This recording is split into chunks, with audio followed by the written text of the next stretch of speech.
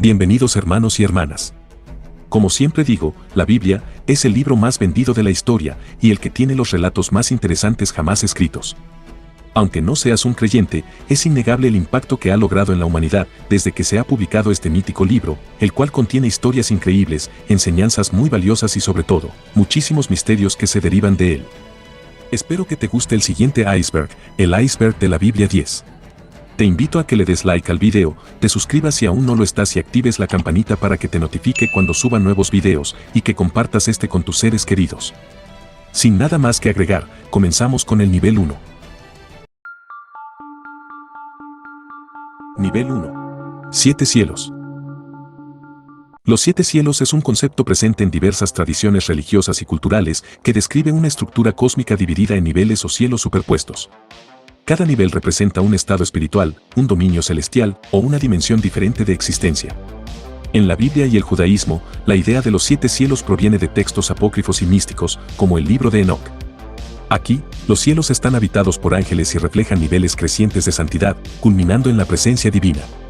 En el Islam, el Corán menciona 7 cielos, Samawat, asociados con una jerarquía celestial creada por Alá, donde cada cielo tiene una función y guardianes específicos. En tradiciones hindúes y budistas, el cosmos también se organiza en múltiples niveles celestiales y terrenales, relacionados con planos de existencia espiritual y reencarnación. En el hinduismo, estos cielos son moradas de deidades, mientras que en el budismo, se vinculan con estados de meditación y perfección. En culturas antiguas, como la babilónica, los 7 cielos se asocian con los 7 planetas visibles y sus deidades correspondientes, reflejando una cosmología astrológica. Los 7 cielos simbolizan no solo un espacio físico, sino también un camino espiritual hacia lo divino, donde cada nivel representa un mayor acercamiento a la perfección, la iluminación o la unión con lo trascendental. Este concepto sigue siendo un poderoso símbolo de aspiración espiritual.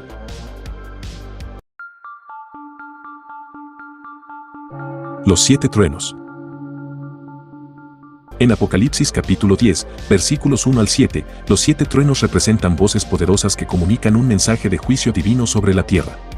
El apóstol Juan, quien presencia esta visión, está a punto de escribir lo que dicen los truenos, pero una voz del cielo le ordena sellarlo y no escribirlo. Este evento ocurre entre la sexta y séptima trompeta. Los truenos simbolizan la voz de Dios y su majestad, vinculados a la ira divina que se derramará en los capítulos posteriores del Apocalipsis. El contenido exacto de los 7 truenos permanece sellado y no se revela. Crismón. El crismón es un símbolo cristiano que combina las letras griegas chi y ro, las dos primeras letras de Christos, Cristo. Utilizado desde los primeros tiempos del cristianismo, el crismón representa a Jesucristo. Originariamente, este símbolo fue adoptado por el emperador Constantino y después de su visión en el Puente Milvio en 312 después de Cristo, donde según la leyenda, vio un crismón en el cielo con la inscripción "En esto vencerás, y nox signo vinces". El crismón se convirtió en un emblema prominente en la iconografía cristiana, apareciendo en manuscritos, arte sacro, vestimentas litúrgicas y arquitectura eclesiástica. En la liturgia, especialmente en la Iglesia Ortodoxa y la Iglesia Católica, se utiliza en altares, patenas y otros objetos sagrados. Además de chi y ro, a veces se añaden otras letras como alfa y omega, simbolizando que Cristo es el principio y el fin. A lo largo de la historia, el crismón ha sido un signo de la fe cristiana, representando tanto la divinidad como la humanidad de Cristo. Su uso ha variado entre diferentes tradiciones cristianas, pero siempre ha mantenido su significado central como un símbolo de Cristo.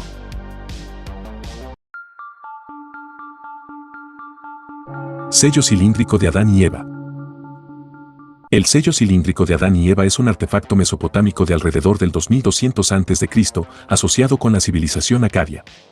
Este pequeño cilindro, hecho de piedra, está grabado con una escena que muestra a un hombre y una mujer sentados a ambos lados de un árbol central, con sus manos extendidas hacia los frutos.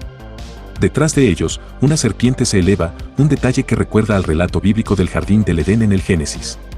El sello fue descubierto en excavaciones arqueológicas y ha sido interpretado por algunos como una posible inspiración o antecedente cultural del relato judeocristiano de Adán y Eva. Sin embargo, los académicos consideran que la conexión directa con el Génesis es especulativa. En la religión mesopotámica, los árboles y las serpientes tenían significados simbólicos relacionados con la vida, la sabiduría y la fertilidad, lo que podría explicar la iconografía del sello sin recurrir a vínculos bíblicos. El artefacto es un ejemplo destacado de los sellos cilíndricos mesopotámicos, utilizados comúnmente para identificar propiedad o autorizar documentos. Estos objetos también servían como manifestaciones artísticas y religiosas, reflejando las creencias y valores de su época. Aunque su interpretación como precursor del mito de Adán y Eva es controvertida, el sello es un testimonio del impacto duradero de los símbolos compartidos en las antiguas civilizaciones del Cercano Oriente. Adam Kadmon. Adam Kadmon es un concepto místico en la tradición de la cábala judía, que representa el arquetipo primordial de la humanidad y la primera emanación de la luz divina en el proceso de creación del universo. En hebreo, el término significa hombre primordial u hombre cósmico. No se refiere a un ser humano literal, sino a un modelo espiritual y metafísico que simboliza la conexión entre lo divino y lo terrenal. En la cosmogonía cabalística, Adam Kadmon surge tras el infinito divino, Ein Sof, como el primer nivel en el proceso de emanación que da lugar a la existencia. Su forma comprende la Sefirot, las 10 emanaciones que estructuran el universo. Cada sefirá está asociada con atributos divinos, como la sabiduría, el entendimiento y la misericordia, que se expresan en el mundo creado. Adam Kadmon también tiene un lugar en el misticismo de otras tradiciones esotéricas, como la gnosis y la filosofía neoplatónica, donde se le relaciona con conceptos de unidad cósmica. En la cábala luriana, el concepto está vinculado a la idea de la ruptura de los recipientes, Sevirat HaKelim, que explica el origen del mal y la necesidad de la redención. Como símbolo, Adam Kadmon ilustra la relación íntima entre la humanidad y lo divino, siendo una guía para alcanzar el conocimiento espiritual y la unión con Dios. Nivel 2. Scala Naturae. La Scala Naturae o escala de la naturaleza es un concepto filosófico y teológico que ordena a todas las formas de vida en una jerarquía desde lo más bajo hasta lo más elevado. Originada en la filosofía aristotélica y desarrollada por Platón, esta idea fue integrada en la teología cristiana medieval por pensadores como San Agustín y Tomás de Aquino. En esta escala, los seres inanimados, minerales, son el peldaño más bajo, seguidos por las plantas, animales, humanos, ángeles y finalmente Dios en el tope. Cada nivel representa un grado de perfección y complejidad, donde los seres superiores poseen todas las cualidades de los inferiores más algunas adicionales. Durante la Edad Media, la Scala Naturae fue utilizada para explicar la naturaleza del universo y la posición del hombre dentro de él, como un puente entre lo material y lo espiritual. En la Ilustración, esta idea fue criticada y eventualmente reemplazada por teorías evolutivas, especialmente con la obra de Charles Darwin, quien introdujo una visión dinámica y no jerárquica de la vida. Sin embargo, la Scala Naturae ha influido en la taxonomía biológica y sigue presente en algunos discursos culturales y religiosos.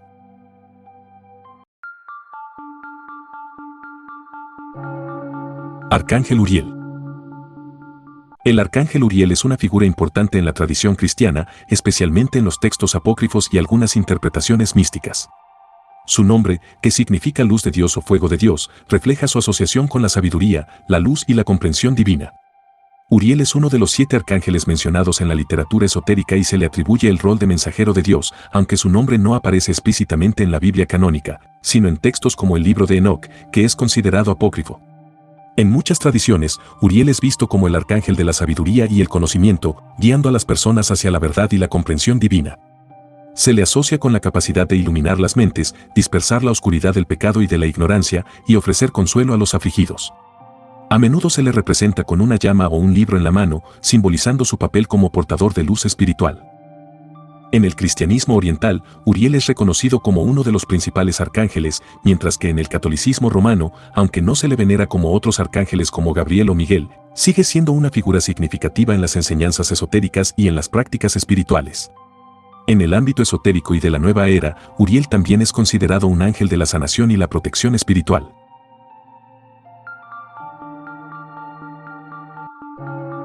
Ask y Embla. Ask y Embla son los primeros seres humanos según la mitología nórdica. Su historia aparece en el poema Voluspa, parte de la Edda poética.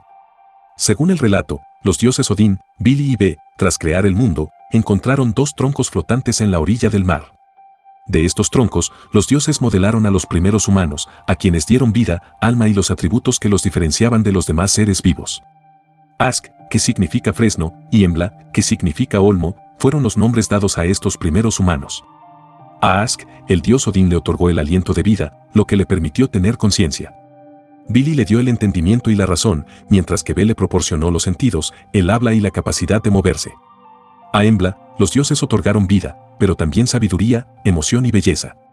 La historia de Ask y Embla comparte similitudes con el relato bíblico de Adán y Eva.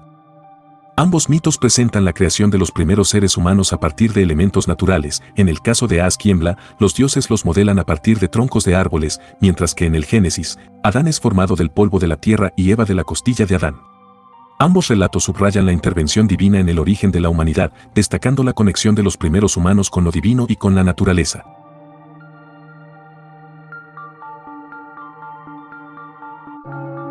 Lengua adánica. La lengua adánica es un concepto mítico que se refiere al lenguaje original hablado por Adán, el primer hombre según la tradición judeocristiana. Según algunas interpretaciones religiosas y místicas, esta lengua fue creada por Dios y era perfecta, capaz de expresar todo el conocimiento y la sabiduría divina. Se cree que Adán la utilizó para nombrar a los animales y para comunicarse con Dios en el Edén, ya que no existían las barreras lingüísticas y su vocabulario era puro y completo. En la Cábala y otras tradiciones esotéricas, la lengua adánica es vista como un lenguaje primordial que posee un poder especial, ya que las palabras pronunciadas en ella tienen un significado profundo y directo. Algunos místicos sostienen que este lenguaje perdido es la clave para comprender el verdadero significado de la creación y acceder al conocimiento divino. Sin embargo, el concepto de la lengua adánica es más una especulación mística que un tema central en los textos bíblicos. La Biblia no menciona específicamente esta lengua y las interpretaciones varían ampliamente. En la tradición islámica, por ejemplo, el Corán sostiene que Adán hablaba un lenguaje divino, pero no se detalla en términos específicos. El mito de la lengua adánica ha influido en muchos estudios religiosos, lingüísticos y filosóficos, con algunos buscando recuperar o descifrar este supuesto lenguaje original que conecta a la humanidad con lo divino.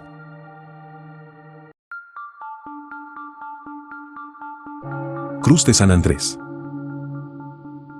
La cruz de San Andrés es una cruz en forma de X, compuesta por dos barras diagonales que se cruzan en el centro, formando un ángulo recto. Su origen está relacionado con el apóstol San Andrés, uno de los primeros discípulos de Jesucristo. Según la tradición cristiana, San Andrés fue martirizado en Patras, Grecia, alrededor del año 60 después de Cristo al ser condenado a morir crucificado. San Andrés pidió ser crucificado en una cruz que fuera diferente a la de Jesús. Fue entonces que lo ataron a una cruz en forma de X, lo que marcó el símbolo de su martirio. La cruz de San Andrés es un símbolo de humildad y sacrificio, ya que San Andrés se consideraba indigno de morir de la misma manera que su maestro, Jesucristo.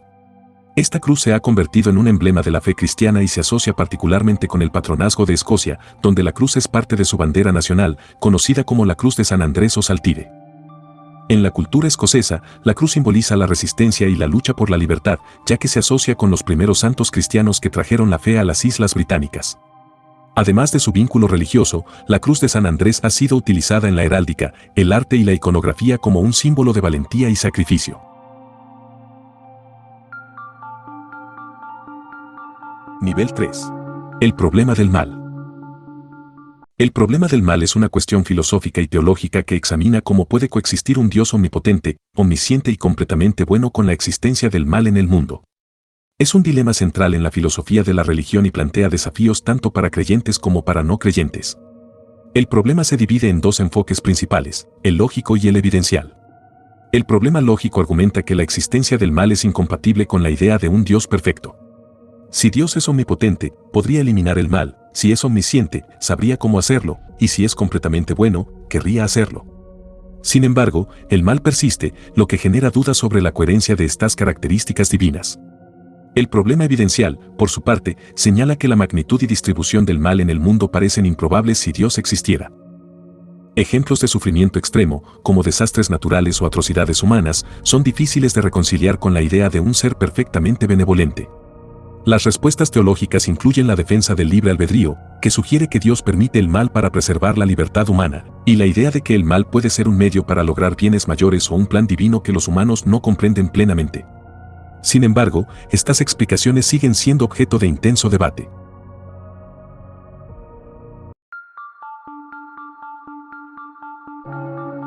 Misterios de Fátima. Los misterios de Fátima se refieren a las apariciones marianas que tuvieron lugar en 1917 en Fátima, Portugal, donde tres niños pastores, Lucía, Francisco y Jacinta, afirmaron haber visto a la Virgen María en múltiples ocasiones.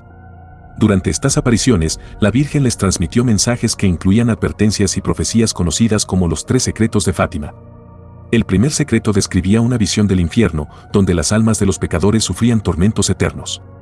Fue interpretado como un llamado al arrepentimiento y la conversión.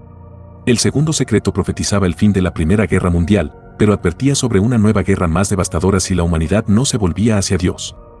También hablaba de la necesidad de consagrar Rusia al Inmaculado Corazón de María, vinculando esta acción a la prevención del comunismo y la guerra. El tercer secreto, revelado públicamente en 2000, incluye una visión simbólica de persecuciones contra la Iglesia, martirios y la muerte de un obispo vestido de blanco, interpretado como el Papa. Algunos creen que el Vaticano no ha revelado la totalidad del mensaje, alimentando teorías de conspiración. Los misterios de Fátima han inspirado devoción y controversia, siendo un tema central en la espiritualidad católica moderna. La autenticidad de las apariciones sigue siendo debatida, pero Fátima se ha convertido en un importante lugar de peregrinación.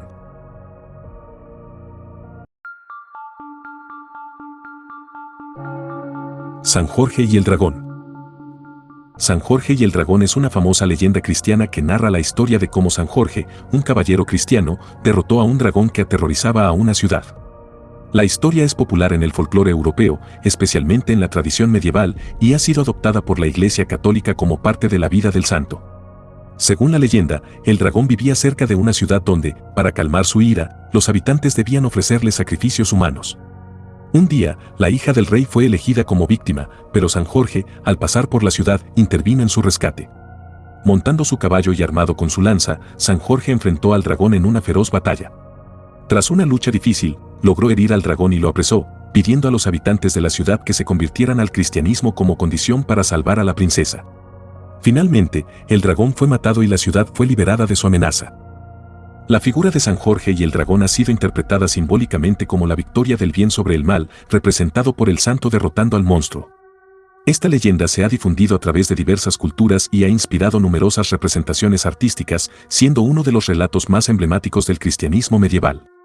San Jorge es considerado el patrón de varios países y ciudades.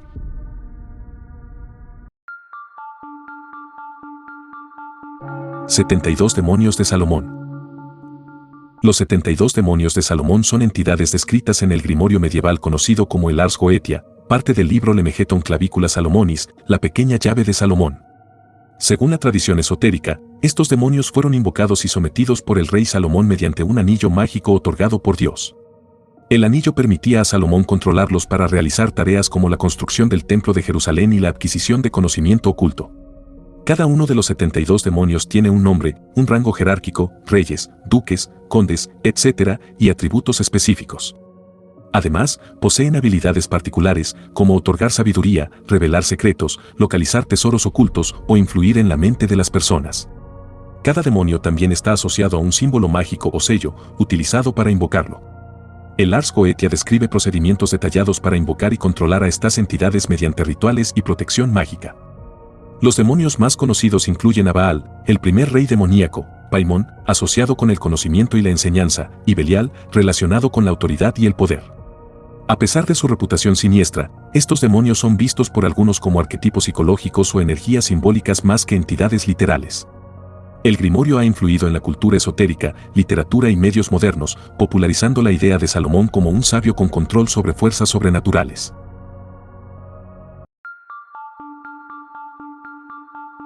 Serpiente voladora ardiente. La serpiente voladora ardiente es una criatura que aparece en el libro de Isaías del Tanakh. En hebreo, se le conoce como Saraf Maofef. En la Biblia, el término Sarap, que se traduce como serpiente ardiente, también se usa para referirse a los serafines. En la región del Golfo de Aqaba, en el Mar Rojo, se menciona un encuentro con serpientes ardientes en el libro de Números capítulo 21, versículos 4 al 9. En hebreo, se les llama serpientes ardientes quizás por el dolor que causan sus mordeduras. Isaías caracterizó a la serpiente ardiente que vuela como una de las bestias del sur. En Isaías capítulo 14, versículo 29, se dice: «No te alegres, toda tú, Filistea, porque la vara que te hirió esté quebrada, pues de la raíz de la serpiente saldrá una víbora, y su fruto será serpiente voladora».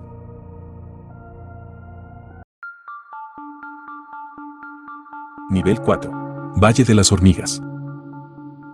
El Valle de las Hormigas es una leyenda judía medieval sobre Salomón que se cuenta en la Enciclopedia Judía y en el Corán capítulo 27, versículos 18 al 19. En la leyenda, tal como se relata en la Enciclopedia Judía, Salomón cabalga sobre un instrumento que veremos a continuación sobre un valle de hormigas que le hablan. Esta leyenda se basa en el Tanaj que menciona la riqueza, la sabiduría y el dominio de Salomón sobre todas las criaturas. La leyenda también puede basarse en el libro de Proverbios, que el judaísmo rabínico atribuye tradicionalmente a Salomón, mencionando a las hormigas como ejemplos de moralidad. De todas las leyendas sobre el dominio de Salomón sobre todas las criaturas, el Valle de las Hormigas es la más conocida entre los judíos. La leyenda judía en comparación con la del Corán es diferente, excepto por la advertencia dada por la reina hormiga, que es casi idéntica en ambos relatos, independientemente de la traducción al inglés del versículo, ya, 18.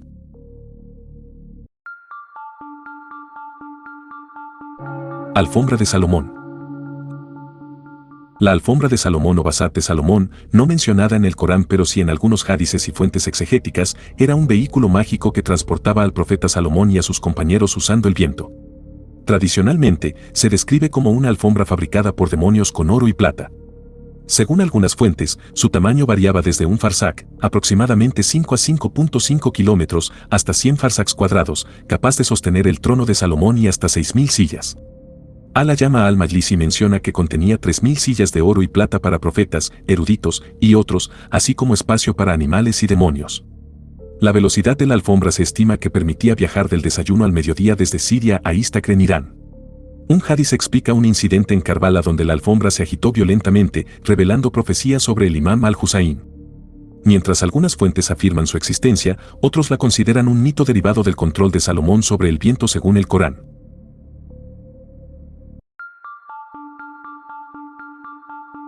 Hon Xiuquan.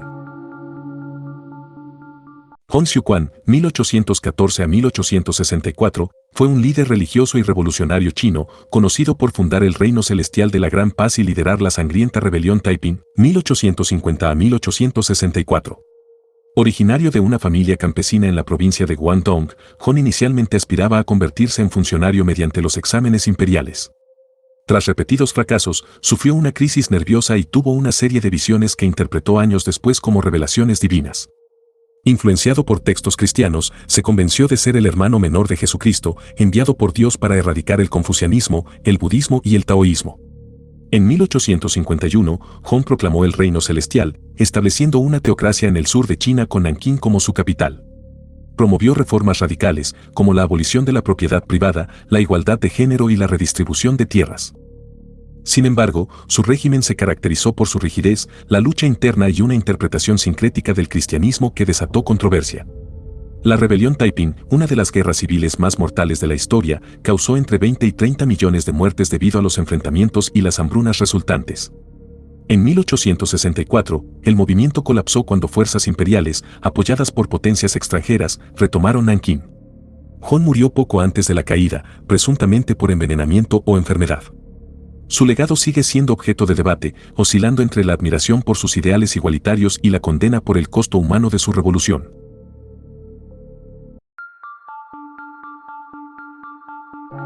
Isukiri. La tumba de Jesucristo en Shingo, Aomori, ofrece una leyenda local que sostiene que Jesucristo no murió en la cruz, sino que su hermano Isukiri lo hizo en su lugar. Según esta historia, Jesús escapó a Japón a través de Siberia y Alaska, llegando a la provincia de Mutsu donde vivió hasta los 106 años como arrocero, casado con una japonesa y padre de 3 hijas. Shingo no es accesible por tren, desde la estación de Achinoe se llega en coche por la autopista 454, a unos 40 minutos. La leyenda se basa en los documentos de Takenouchi, descubiertos en 1936 y destruidos durante la Segunda Guerra Mundial, aunque se pueden ver reproducciones y traducciones en el Museo de la Leyenda de Cristo. Wado Kosaka, quien transcribió estos documentos, también fue conocido por sus afirmaciones de contactos con ovnis. La belleza rural de Shingo sigue siendo un atractivo, independientemente de la creencia en esta narrativa alternativa de la vida de Jesús.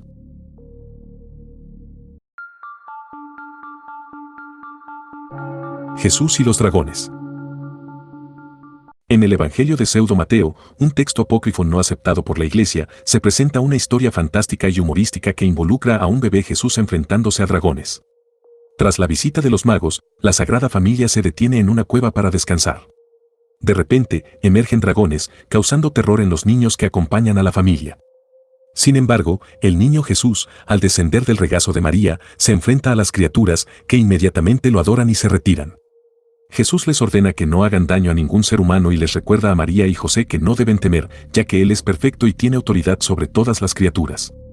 Este pasaje, con elementos de fantasía, refleja un tema recurrente en los evangelios apócrifos, en los cuales Jesús realiza milagros incluso desde su infancia, demostrando su poder divino. Sin embargo, la Iglesia no lo incluye en el canon oficial, tal vez por la naturaleza de sus relatos inusuales, que incluyen la confrontación con dragones, lo que lo hace alejado de las enseñanzas más tradicionales y serias del cristianismo.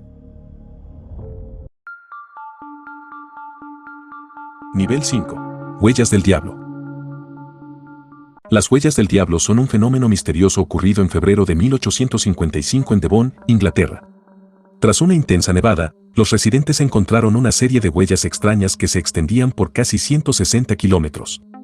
Las marcas tenían forma de herradura o pezuña, medían unos 10 centímetros de largo y estaban separadas uniformemente por una distancia de 20 a 40 centímetros. Lo más inquietante fue que las huellas parecían atravesar obstáculos como paredes, tejados, ríos y estructuras sin interrupción, como si su creador hubiera caminado directamente a través de ellos. El evento generó especulación inmediata. Algunas teorías afirmaron que las huellas eran obra del diablo, quien habría visitado la región. Otras sugerencias incluían animales como caballos, burros, ratones o aves, aunque ninguna coincidía plenamente con las características del rastro. En el siglo XX, investigadores propusieron explicaciones adicionales, como fenómenos meteorológicos, experimentos con globos o fraudes humanos, pero el misterio persiste. Las huellas del diablo se han convertido en un caso emblemático del folclore británico, inspirando tanto temor como fascinación. Aunque no se han identificado rastros similares con certeza, el evento sigue siendo un ejemplo intrigante de cómo lo desconocido puede alimentar mitos y leyendas. Su significado cultural y la falta de una explicación definitiva mantienen viva la discusión hasta hoy.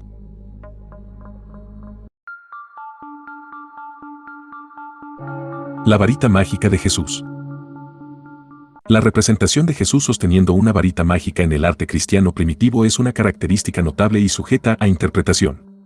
En frescos y sarcófagos de los siglos III y IV después de Cristo, Jesús a menudo aparece con una varita o vara, que algunos interpretan como un símbolo de su poder milagroso. Este instrumento mágico se representa de diversas formas, ya sea grueso y rojizo en sarcófagos o delgado y similar a una caña en las catacumbas. Estas representaciones han llevado a algunos estudiosos a sugerir que los primeros cristianos podrían haber visto a Jesús como un mago, una noción que contrasta con la visión cristiana posterior de la magia como algo negativo. Sin embargo, otros argumentan que esta varita no simboliza magia en el sentido contemporáneo, sino más bien el poder divino o la autoridad de Jesús, similar a las varas usadas por Moisés en la Biblia. El uso de la varita en estas imágenes podría ser un intento de los primeros cristianos de comunicar la naturaleza milagrosa de Jesús, de una manera que fuera comprensible para una audiencia, que ya estaba familiarizada con figuras míticas y religiosas que utilizaban varitas o bastones en la narrativa. Este arte sugiere una conexión entre la tradición bíblica y la interpretación visual de la autoridad y el poder divino de Jesús.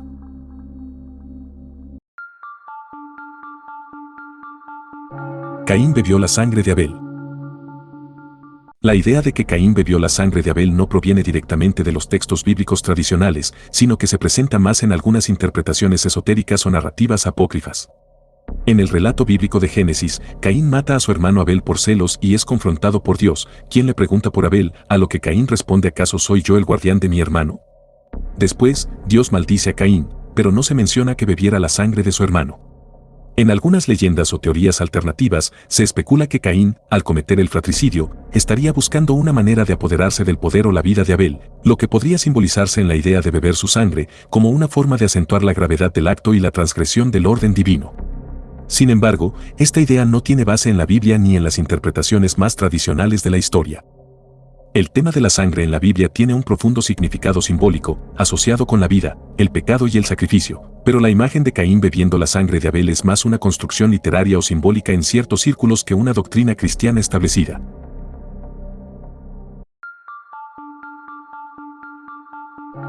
La violación y desmembramiento de la concubina. En Jueces capítulo 19, un levita y su concubina buscan refugio en la ciudad de Gibea. Los hombres del lugar rodean la casa donde se hospedan, exigiendo al levita. Para protegerse, entrega a su concubina a la turba, que la abusa toda la noche. Al amanecer, ella regresa herida y muere en el umbral. Devastado, el levita desmembra su cuerpo en 12 partes y las envía a las tribus de Israel como un llamado para condenar la atrocidad. Este acto desencadena una guerra civil contra la tribu de Benjamín, responsable del crimen. Este relato es uno de los pasajes más violentos y perturbadores de la Biblia, mostrando el deterioro moral durante el periodo de los jueces.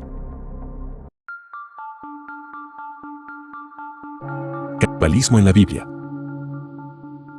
En Segunda de Reyes capítulo 6, versículos 24 al 30, se describe un episodio de canibalismo durante el asedio de Samaria por Ben-Hadad, rey de Siria. La ciudad estaba sumida en una hambruna tan severa que la gente vendía cabezas de asno y excremento de paloma como alimento. En medio de esta crisis, una mujer clamó al rey de Israel por ayuda, revelando un pacto macabro con otra mujer. Habían acordado comerse a sus hijos para sobrevivir, comenzando con el hijo de la primera. Sin embargo, después de cocinar y consumir al hijo de la primera mujer, la segunda escondió al suyo, rompiendo el acuerdo. Este relato no solo muestra el extremo de la desesperación humana en tiempos de guerra y hambre, sino que también refleja una profecía de maldición por desobediencia a Dios, mencionada en Deuteronomio capítulo 28, versículos 53 al 57. Aunque la Biblia no aprueba el canibalismo, aquí se presenta como una consecuencia de la apostasía y el abandono de la protección divina. El rey, al escuchar la historia, se lamenta desgarrando sus vestiduras, mostrando la gravedad de la situación y el dolor que tal acto genera. Este pasaje subraya la severidad del asedio y la tragedia de la hambruna, sirviendo como un recordatorio del horror al que puede llevar la desobediencia a Dios y la guerra, aparte de ser posiblemente el pasaje de la Biblia más violento y perturbador.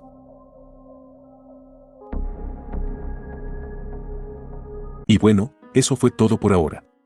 Como siempre, si te gusta mi contenido y quieres apoyarme a crecer, dale like al video, suscríbete activando la campanita, compártelo con los que más quieres y deja tu opinión aquí abajo en la caja de comentarios. Sígueme en mis redes sociales para un trato más cercano. Buenos días, buenas tardes o buenas noches. Adiós.